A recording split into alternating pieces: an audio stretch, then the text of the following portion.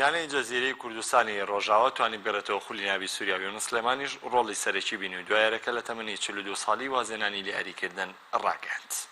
ركز شباب، خلي ثقتك بنفسك كبيرة، استلم باص، مشي باص، خلي مبين انت فريق مستاهل. زۆر جار بۆ هەندێک کەس دەوترێت تەمەن تەنها ژمارەیە، ئەمە بۆ یونس سلێمانی یاریزان وەک پێشینان دەڵێن پڕ بە پیستە.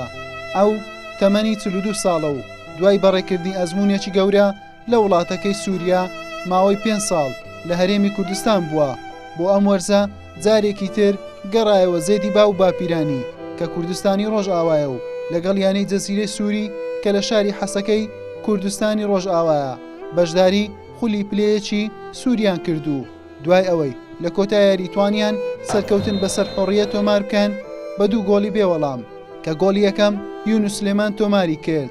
یانەی جەزیرە لە نێو خۆشی و شادی هاندەرانی جارێکی تر گەڕایەوە خولی نایابی سووری لە وەرزی داهاتوو شان بەشانی یانە گەورەکانی ئەم خولە یاری دەکەن.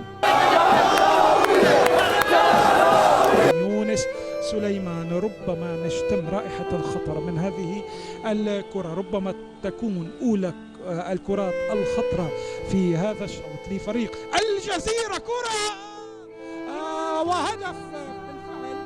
كرة تحدثت عن عبقرية هذا اللاعب، عن ذكاء هذا اللاعب. یونس سلێمان وەک یاریزان ئەزموونێکی گەورەی هەیە و لە چەندین یانەی گەورەی سووریا یاری کردووە. دوای تێکچوونی بارودۆخی سووریا ڕووی کردە هەرێمی کوردستان و سەرەتا لە یانەی جیهان دەستی پێکرد و وەرزێک بۆ ئەم یانەیە یاری کرد. دواتر ڕووی کردە یانەی کۆیە و 4 وەرزیشی لەم یانەیە بەسەر برد بە ئامانجی گەڕانەوەی یانەکە بۆ خولی نایابی کوردستان. بەڵام هەموو وەرزەکان کۆیە لە خاڵی کۆتایی دەوەستا. یونس لە یانەی کۆیە شتێکی جیاوازی پێشکەش کرد لە یەک کاتدا ڕاهێنەر و کافتنی یانەکەش بوو لە نێو یاریگا. بالنسبة يعني أول شيء مثلا كمدرب وكياريزان نو صحيح شيء من قرصة براس بيدر جميع. أول شيء هم هاتي لسرشاني من يعني. هاتو تمرين بدا. هاتو إيش بكرة لسر جيمي. فريق خصم بخينه. وأنا إيش هم لسر. أول شيء هم ورا ياريزان جيمة بك وقصي بك أوتستانا زور قرصة لسر. الحمد لله نشكر الله يعني. أنا جيت مشان استفادوا من خبرتي يعني. دوای کۆتایی هاتنی خولی پلەیەکی سووری و سەرکەوتنی یانەی جەزیرە بۆ خولی نایاب لە لێدوانەکانی بۆ دەستگاکانی ڕاگەیاندن یونس ڕایگەیاند ئەمە کۆتایی دەبێت پێی وایە واسێنانی لە یاریکردن باشترین بڕیار بێت.